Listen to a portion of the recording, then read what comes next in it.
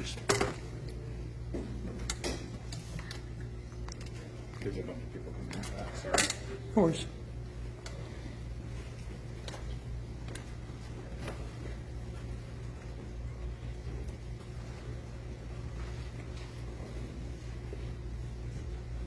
It might be that easier if you look on the other side.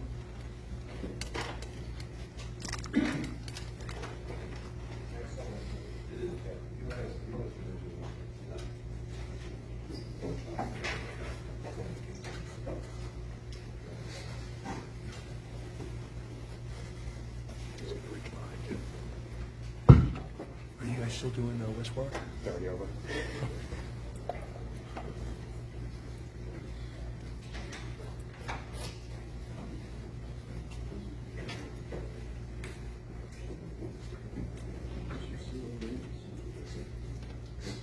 We'll get second.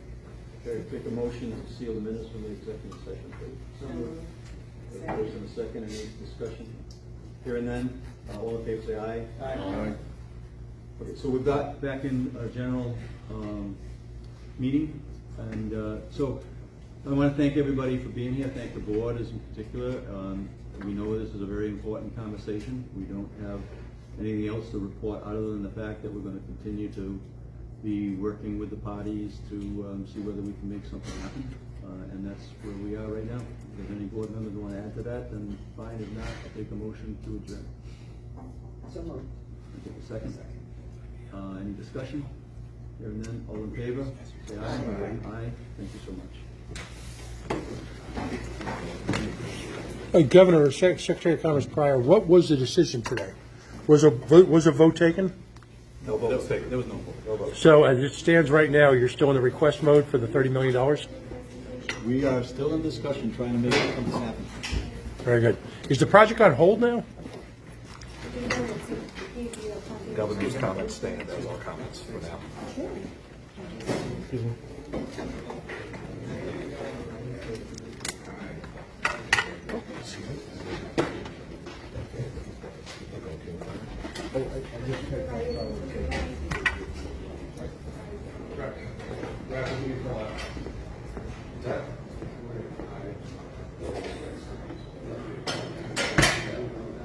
Sir, how much revenue does your firm stand to lose if this does not go through? No idea? Well, sir, you're the Chief Executive Officer of a sophisticated financial company. What terms of revenue, what does this mean to your company in terms of the underwriting process? So our contract, we work as requested, so we only do work if the city requests us to do work. Right, but if the bond does not, what are you being paid for this project? We don't get a success fee from the bond. We have a fiduciary responsibility to the city. We serve. Our paramount interest is protecting the city's interest, and we work as they request us to do. If they don't request us to do any additional work, then we won't do any additional work. We work as they request.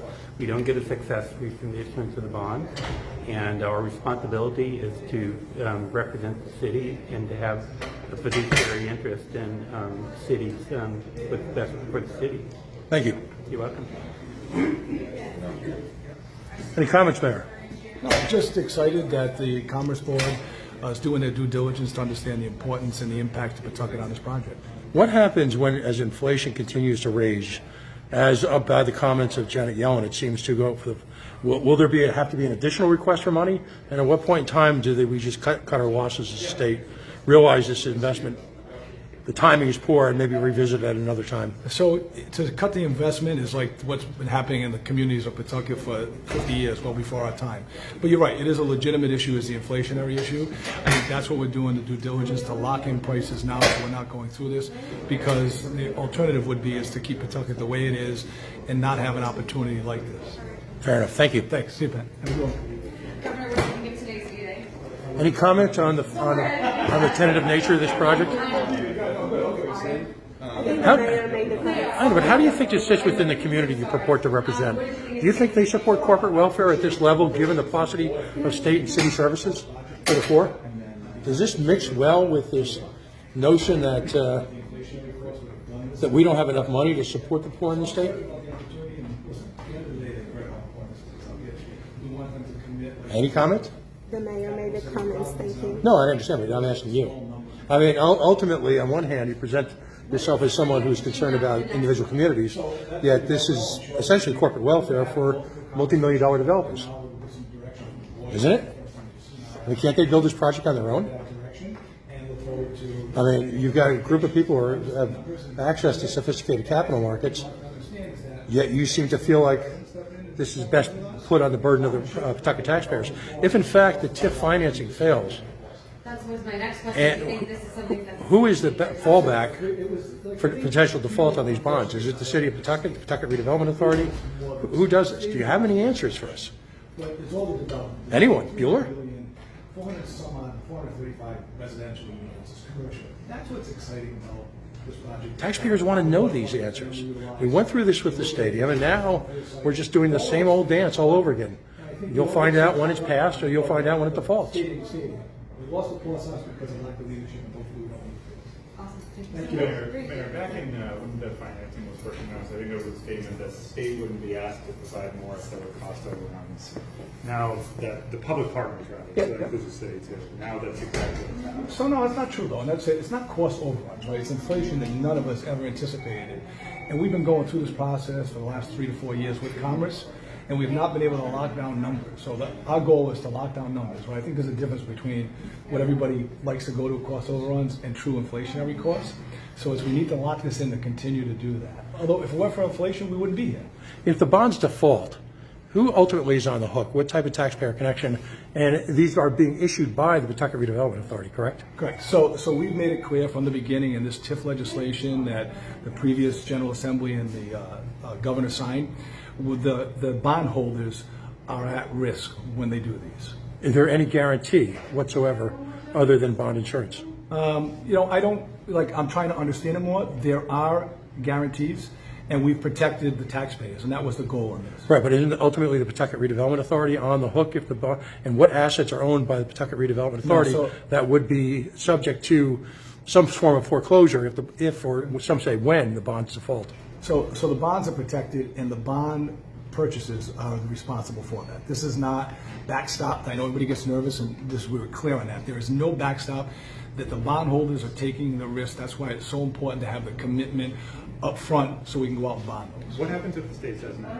I'm sorry. What happens if the state says no to what you guys are proposing? So, I mean, the problem becomes, right, inflationary, right, is I would say that the deal is dead, right, that once again they have not stepped in to help a community like Pawtucket, which Commerce is supposed to be doing, right, and they continuously do it in the other communities. So there's always trying to figure out how do we save it, right, because it's important to Pawtucket.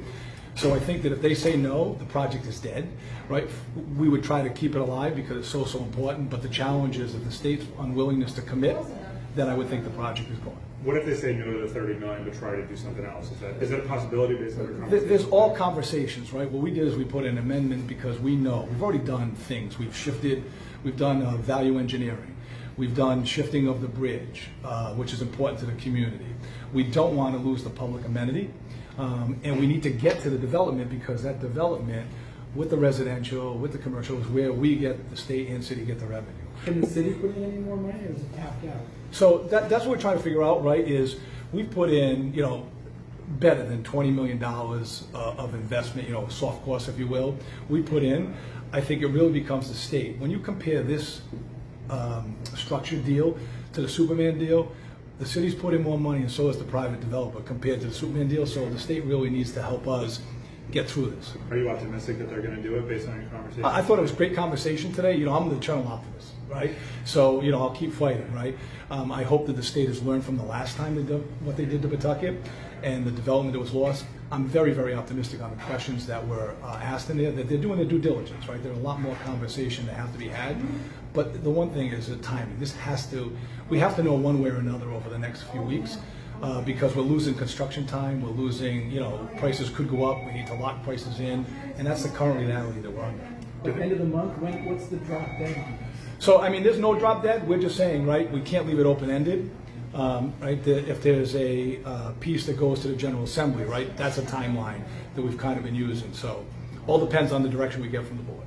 What type of rents are being projected? Much is being made of the housing component of this. What type of rent payments are being projected as part of this quote-unquote investment? Fair. I mean, we're looking at both mixed with affordable and mid-level. So when we talk about the rents in Pawtucket, we want medium income, we want families. And that's what's being looked at in an active zone, and that's why it's so important for all this other development. I don't know the median price, Pat. We can ask the developer later. I know we're going to do a joint press conversation around 2 o'clock today. So that'd be a question that they could answer. And where's that being held? I think the invite's coming out. I don't know if we're doing by Zoom or in person. I don't know. They're trying to coordinate that, so we're out to communicate with everybody. What's the biggest concern of the board? As they asked a lot of important questions, productive questions. What's their biggest concern that you're trying to get them over? So it wasn't even a concern. I think, in all honesty, we put an application in a couple of weeks ago. This was really the first time, well, last week was the first time as they were having these meetings, right? It's all been high level with the commerce teams of both Pawtucket and the state. This was their first time of dealing with it. I think there was unprecedented that they've asked for these meetings. I think they're businessmen and women, and they're trying to balance through and take that leadership perspective. So I don't think there's one issue. I think it's multiple, but they were trying to get their head around what was submitted. Good? Thanks, Mayor. Thanks, No Sam. problem. Thank you. This bottleneck of interviews is very interesting.